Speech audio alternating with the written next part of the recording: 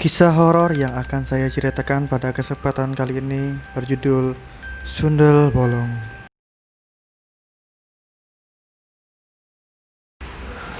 Tanganku terus bergetar jika mengingat kejadian itu kembali.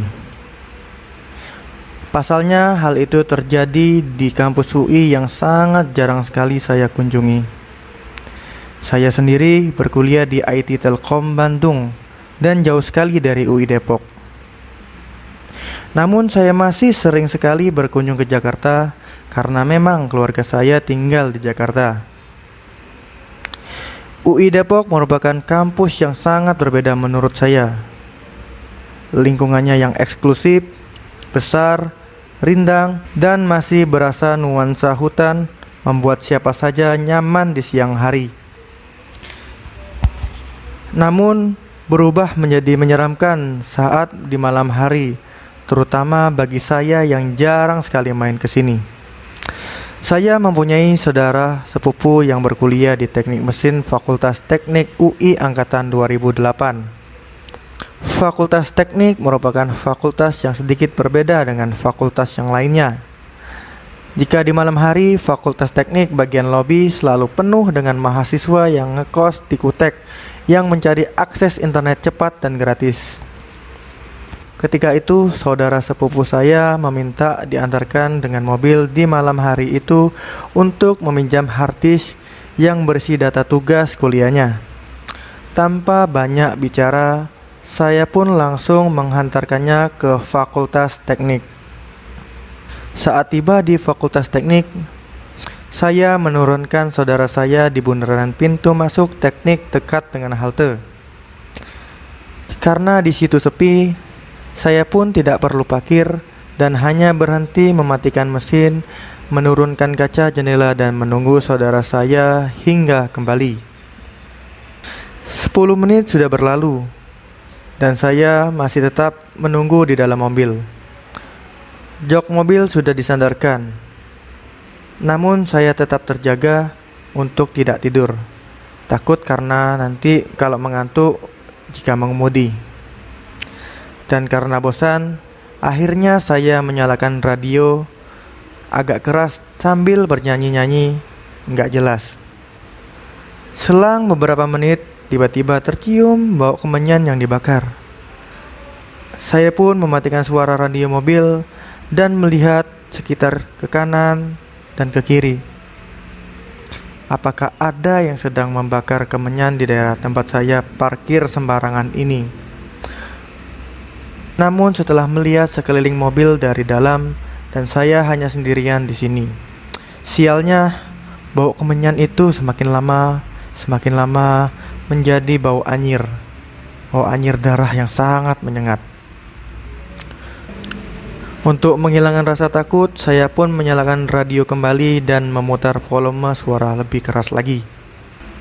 Inilah yang membuat saya lemas setengah mati. Setelah memutar volume lebih keras, dan saya menyandarkan punggung ke jok mobil sambil melihat arah kanan.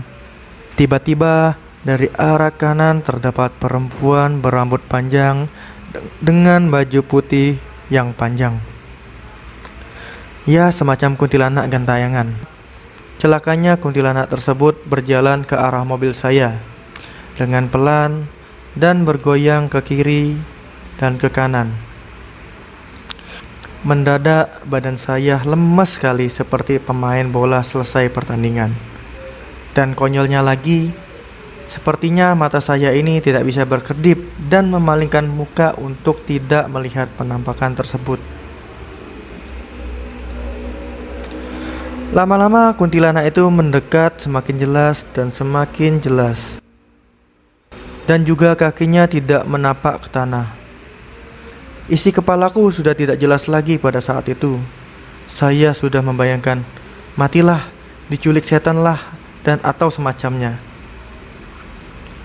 Ketika ia sudah semakin dekat, sekitar 10 cm dari mobil, tiba-tiba ia membalik badannya dan berjalan menjauh.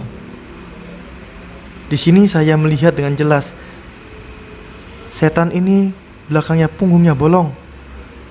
Ya, punggungnya bolong dengan darah yang tidak karuan kemana-mana.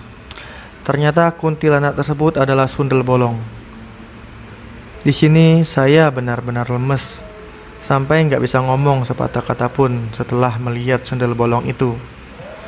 Lalu sundel bolong itu bergerak semakin jauh, dan di sebelah kiri saya tiba-tiba pintu mobil ada yang membuka.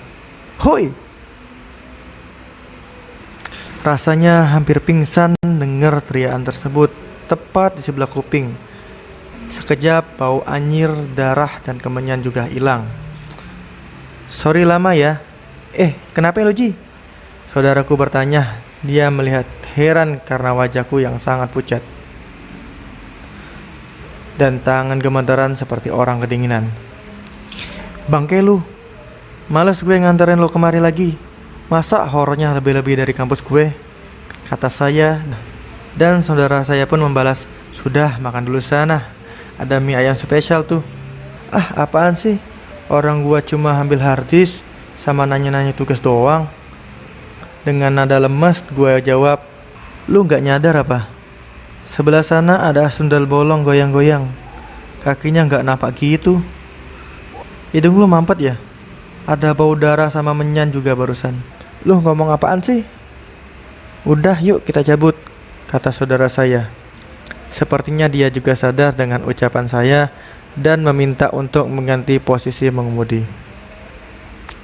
Lu aja yang bawa Ri, gua lemes banget.